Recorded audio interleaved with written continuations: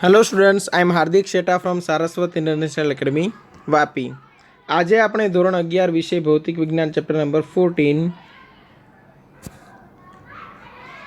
દોલનોમાં સ્પર્ધાત્મક પરીક્ષાઓની તૈયારીઓ આગળ વધારીશું। તો સ્ટાર્ટ કરીએ કેટલાક એમસીક્યુઝના સોલ્યુશનથી।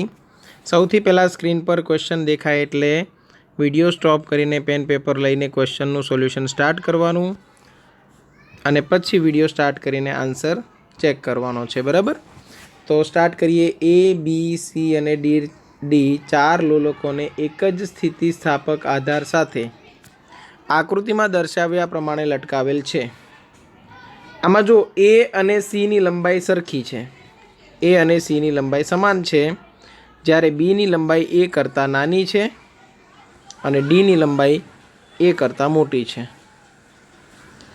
જો એને લંબગત સ્થાનાંતર કરાવીએ તો ચાર ઓપ્શન છે।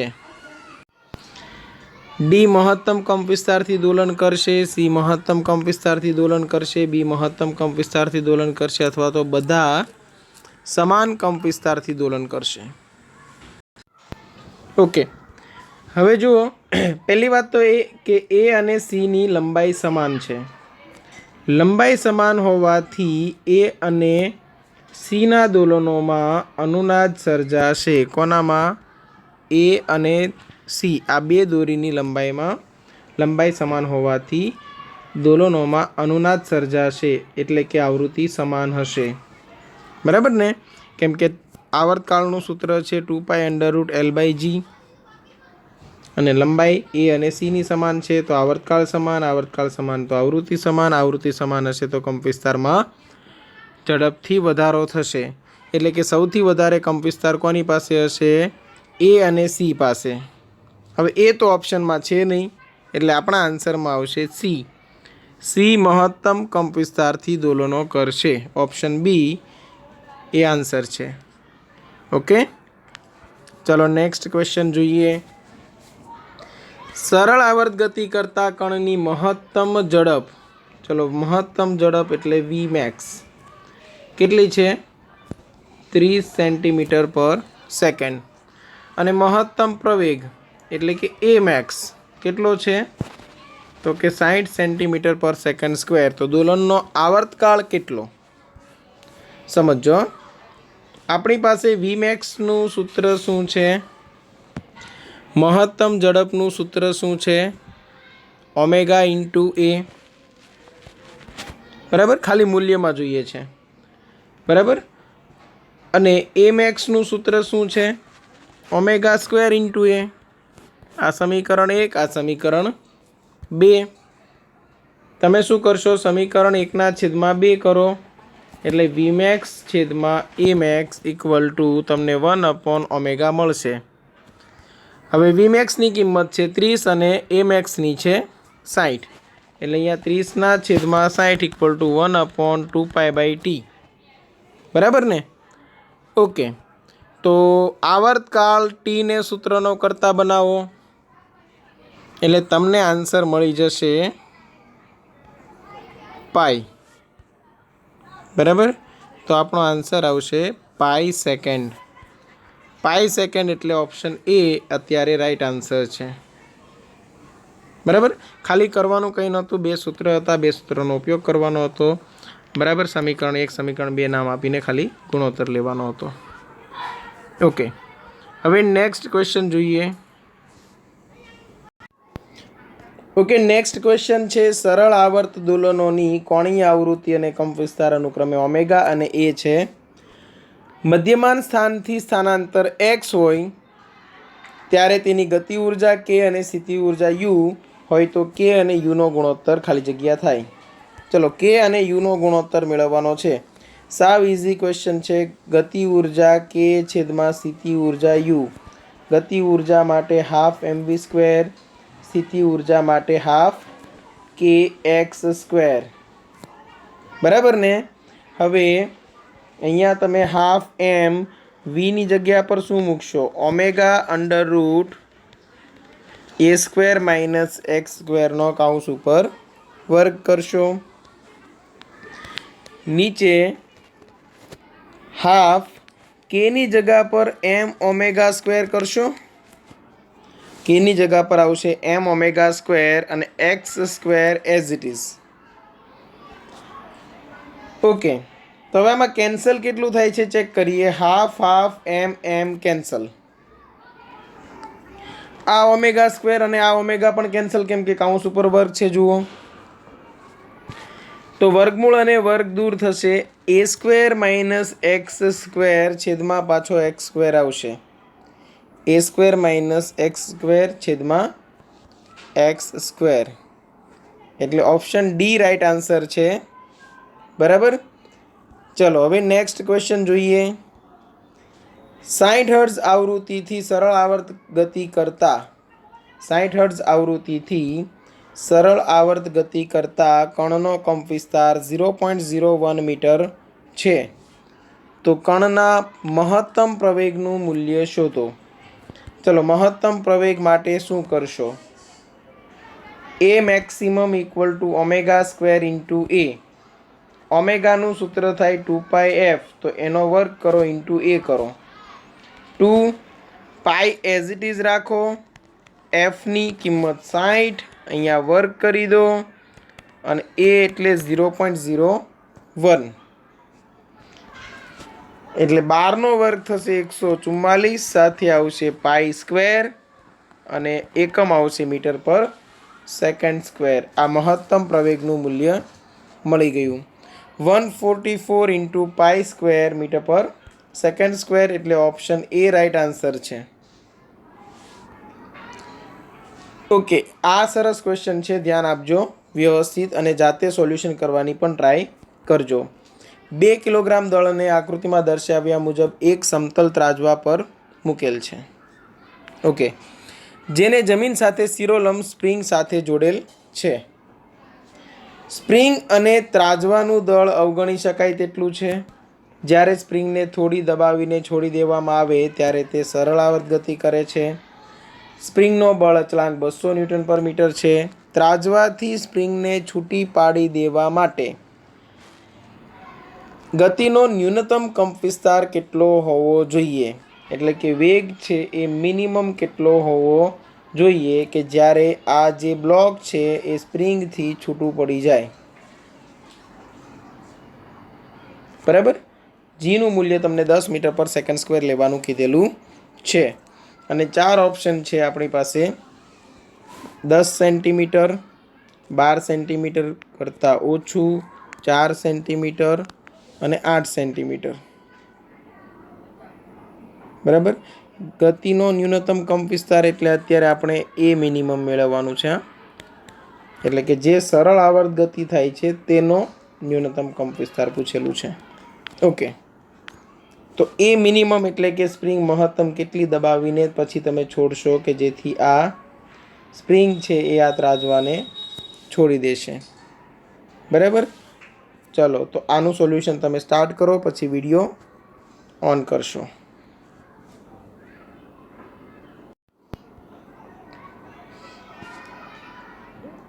ઓકે, તો સમજો કે આ જે બ્લોક છે ને, બ્લોક તેના પર નીચે તરફ લાગતું બળ વજન બળ mg અને ઉપર તરફ સ્પ્રિંગ વડે લાગતું જે બળ છે એ m ઇન્ટુ a મેક્સ એ સરખું થવું જોઈએ. તો તમે આમ કહી શકો mg equal to m into a max. બરાબર. તો આ ત્રાજવું છે એ સ્પ્રિંગનો સંપર્ક છોડી દેશે. mm cancel. g equal to શું થશે? Omega square into a max, એટલે કંપ વિસ્તાર થઈ ગયો. બરાબર. ઓકે, તો એ તમને શું મળશે? √g divide by omega square. Sorry, under root નહીં આવે કેમ કે ખાલી એ છે. જીનું મૂલ્ય તમને લેવાનું કીધું છે 10 અને ઓમેગાનું મૂલ્ય આપેલું નથી, અને આપેલું નથી તો તમારે મેળવવું પડશે. તો આવી રીતે કરીએ. k equal to m omega square હોય ને, તો ઓમેગા બરાબર શું થશે? या तो ओमेगा स्क्वेर बराबर शू थशे m by k sorry k by m थशे। ओके, तो अत्यारे एज इट इज रेवा दઈએ आ m g divide by k. M g divide by k, चलो एमનું મૂલ્ય કેટલું 2, જીનું 10 અને 200 ન્યૂટન પર મીટર બળ અચળાંક, એટલે આ 0.1 મીટર આન્સર આવશે। ઓકે, આવું જો ના કરવું હોય તો બીજી મેથડમાં તમે એમજી બરાબર આવી રીતે કરી દેશો કે એક્સ, એટલે કે મહત્તમ કંપ વિસ્તાર એ લઈ લેશો તો એ બરાબર શું થશે એમજી બાય કે। ટૂંકમાં સ્પ્રિંગ બળ અને વજન બળ સરખું થવું જોઈએ, ઓછામાં ઓછી આ કન્ડિશન સેટિસ્ફાઈ થવી જોઈએ, તો પણ તમને સેમ આન્સર મળી જશે 0.1 મીટર। 0.1 મીટર એટલે કે 10 સેન્ટીમીટર। ઓપ્શન એ અત્યારે રાઈટ છે। ચલો અહીંયા સુધી સમજમાં આવી ગયું હશે। હવે નેક્સ્ટ ક્વેશ્ચન જોઈએ। ક્વેશ્ચન છે એક કણ રેખીય સરળાવર્ત ગતિ કરે છે અને તેનો કંપ વિસ્તાર 3 સેન્ટીમીટર છે। જ્યારે કણ નિયત બિંદુથી 2 સેન્ટીમીટર અંતરે હોય ત્યારે તેનો વેગ તેના પ્રવેગ જેટલો છે, તો તેનો આવર્તકાળ સેકન્ડમાં શોધવાનો છે। ચલો વેગ અને પ્રવેગ તમને સમાન આપેલો છે, તો v બરાબર એ। ઓકે, તો v બરાબર શું થશે? v નું સૂત્ર થશે ઓમેગા અંડર રૂટ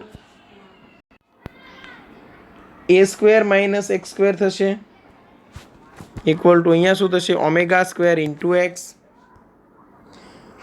કંપ વિસ્તાર આપેલો છે અને સાથે નિયત બિંદુથી ફિક્સ અંતર એટલે એક્સ આપેલું છે, એ અને એક્સ તમારી પાસે છે।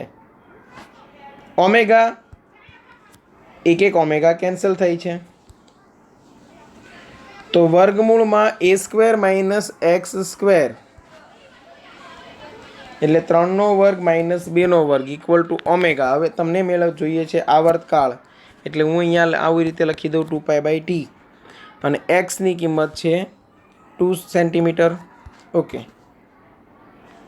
તો આ થઈ ગયું √5 ઇક્વલ ટુ 4π/t, તો t ઇક્વલ ટુ મળશે તમને 4π ડિવાઈડ બાય √5 સેકન્ડમાં। ઓકે, ચલો તો 4π ડિવાઈડ બાય √5 એટલે કે ઓપ્શન બી રાઈટ આન્સર છે અહીંયા।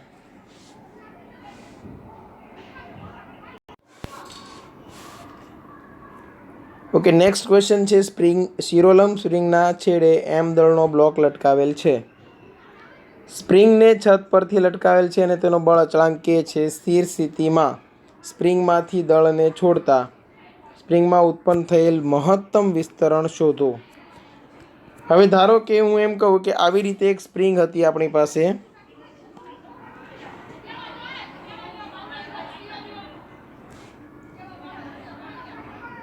અને આ ધારો કે બ્લોક છે એમ દળનો બ્લોક, બરાબર। પણ આ બ્લોકને અત્યારે આપણે પકડી રાખેલો છે હાથ વડે, બરાબર, એમ સમજો। અમુક સમય પછી આ સ્પ્રિંગને આપણે મુક્ત કરીએ છીએ, તમે હાથ લઈ લેશો એટલે આ સ્પ્રિંગ છે એ થોડી આમ ખેંચાશે। હવે આપણને પૂછેલું છે કે હવે આ સ્પ્રિંગ છે કેટલી નીચે તરફ દબાશે, બરાબર। એટલે અહીંથી આ એનું ઓરિજિનલ સ્થાન હતું અને આ પછીનું સ્થાન છે, તો આપણે આ મેળવવાનું છે મહત્તમ સ્થાનાંતર। મહત્તમ સ્થાનાંતર જ્યાં થયું હોય ત્યારે આ જે દળ છે એ સંતુલન સ્થિતિમાં હશે, એટલે નીચે તરફ જે બળ લાગતું હશે mg અને ઉપર તરફ બળ લાગતું હશે કે એક્સ એમ, એ સમાન હશે। તો તમે આમ લખી શકો કે into x m equal to m into g, એટલે કે x m equal to mg divide by k મળશે।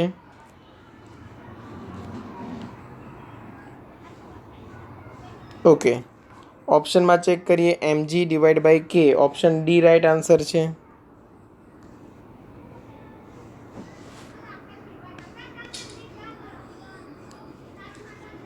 ચલો અહીંયા સુધી સમજમાં આવી ગયું હશે. હવે જોઈએ નેક્સ્ટ ક્વેશ્ચન. ક્વેશ્ચન છે, બે સ્પ્રિંગોને કેપિટલ M દળના બ્લોક સાથે જોડી આકૃતિમાં દર્શાવ્યા મુજબ ઘર્ષણ રહિત સપાટી પર મૂકેલ છે. જો બંને સ્પ્રિંગોના બળ અચળાંક સ્મોલ k હોય તો બ્લોકના આંદોલનની આવૃત્તિ ખાલી જગ્યા થશે.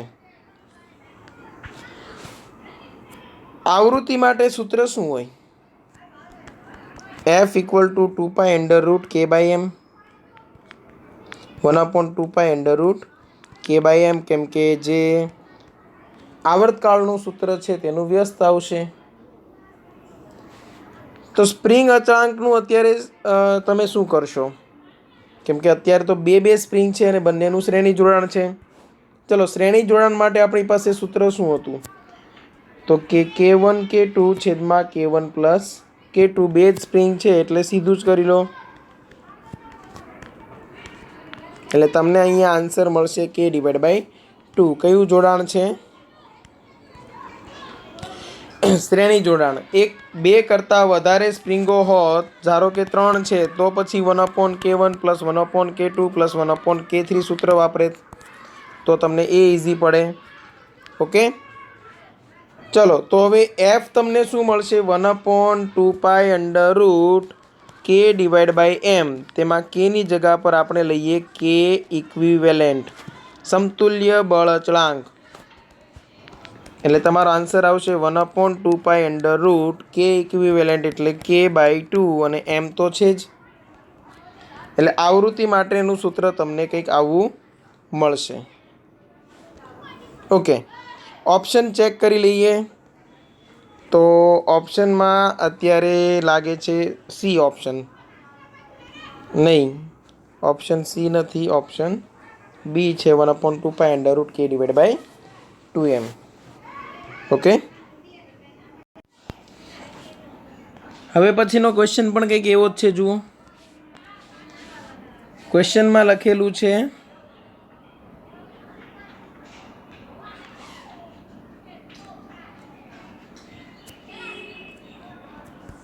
A અને B સ્પ્રિંગોના નીચેના છેડે M દળનો પદાર્થ લટકાવીને દોલિત કરતા તેમના આવર્તકાળ અનુક્રમે T1 અને T2 મળે છે.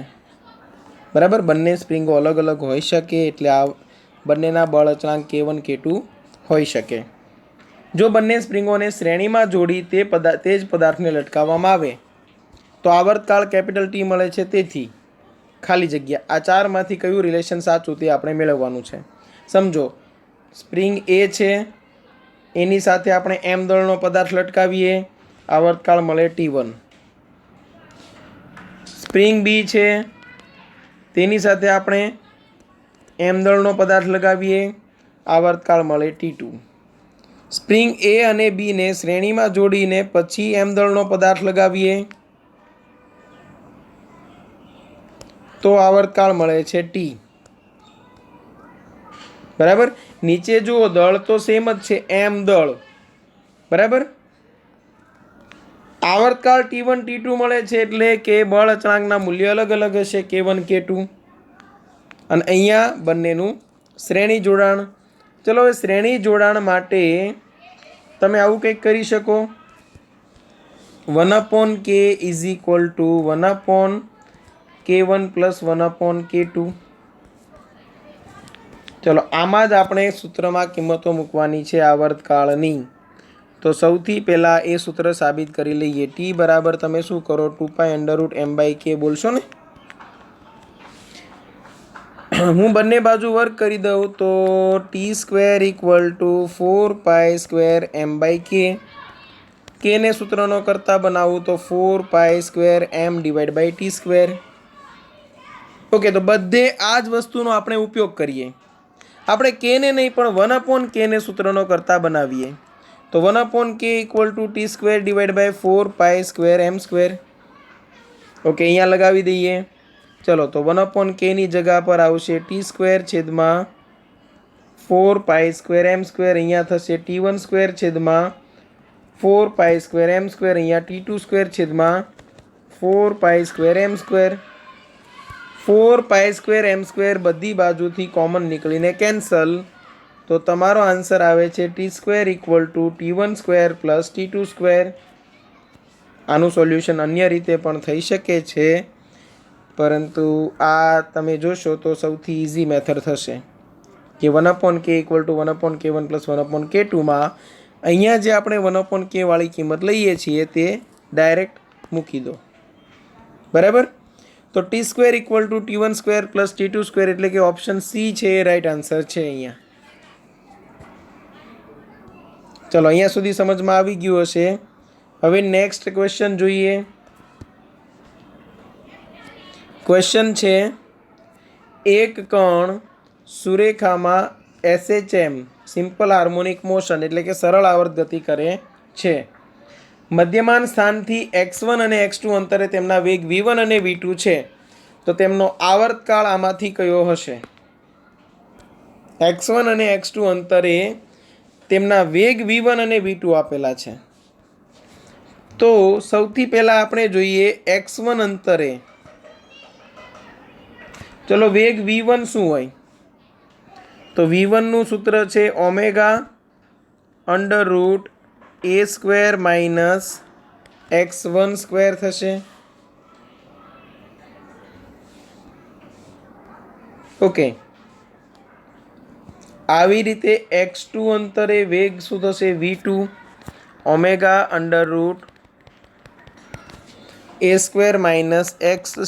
- x2². ચલો, હવે આમાં આપણે શું કરી શકીએ? તો આપણી પાસે જે રિલેશન છે એ સ્ક્વેરનું છે. બરાબર? બધામાં જોશો તો વેગનો વર્ગ જ આવશે. તો એ રીતની ટ્રાય કરીએ. અહીંયા v1² કરી દઉં એટલે અહીંયા ω² × a² - x1² સમીકરણ 1. અહીંયા પણ એવું જ કંઈક કરીએ. v2² = ω² a² - x2² સમીકરણ 2. ચલો, તો એક કામ કરીએ. હવે સમીકરણ 1 - સમીકરણ 2 કરતા આવું શા માટે કરવાનો વિચાર આવે? કેમ કે મારે અત્યારે કોનું કામ છે? તો કે x1 અને x2ના રિલેશનમાં તથા v1 અને v2ના રિલેશનમાં મારે જોઈએ છે આવર્તકાળ. બરાબર? તો આવર્તકાળ માટે ઓમેગા છે એની પણ જરૂર પડશે.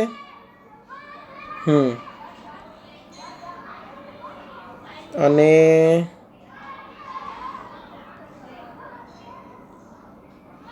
x1 અને x2 v1 અને v2 ની જરૂર પડશે. બરાબર? પણ આ a² ની જરૂર નથી.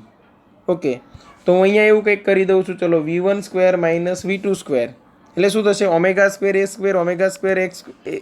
a² નીકળી જશે. બરાબર? અને અહીંયા થઈ જશે x2² - x1². x2² - x1². એક આ રિલેશન આપણને મળશે. આ રિલેશનમાં હજુ ω² સાથે આવશે. ω² ઇન્ટુ થશે x2² - x1². કેમ કે આ ω² અહીંયા પણ ગુણાશે, અહીંયા પણ ગુણાશે. આ ω² અહીંયા પણ ગુણાશે, અહીંયા પણ ગુણાશે. બરાબર? અને જો ડિટેલમાં આપણે જોઈતું હોય તો એક કામ કરીએ, આખી વસ્તુ હું ડિટેલમાં તમને લખીને જ આપું એટલે તમને વ્યવસ્થિત ખ્યાલ આવે. બરાબર? ચલો, સ્ટાર્ટ કરીએ. v1² - v2² કરીએ છીએ. v1² એટલે આ થશે ω² a² - ω² x1². આ ઓમેગા બંને સાથે ગુણી દીધા.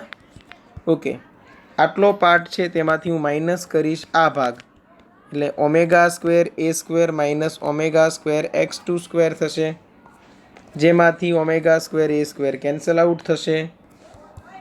તો v1² - v2² = અહીંયા તમે લખશો ω² કોમન કાઢશો, અંદર બચશે x2² - x1². તો ઓમેગા તમને મળશે √v1² - v2² છેદમાં x2 square minus x1 square. Omega બરાબર લખી શકાય 2π/t.